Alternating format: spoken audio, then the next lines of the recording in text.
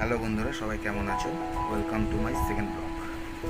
তো ফার্স্ট ব্লগে যে ফার্স্ট ডেস্টিনেশনে যাওয়া হয়েছিল সেটি ছিল হান্টেড প্যালেস। সেটি খুবই সুন্দর ছিল, পুরনো খুবই সুন্দর একটা প্যালেস। আর সেকেন্ড ব্লগে যে সেকেন্ড ডেস্টিনেশনে যাওয়া হয়েছে সেটি হচ্ছে ভৈরবী মায়ের মন্দির। সেটি বহু পুরনো মন্দির, আর সেই মন্দিরে অনেক ইতিহাস আছে, আর সেই মন্দিরের কথা ইতিহাসও লেখা আছে। তো শুরু করা যাক সেকেন্ড ব্লগ।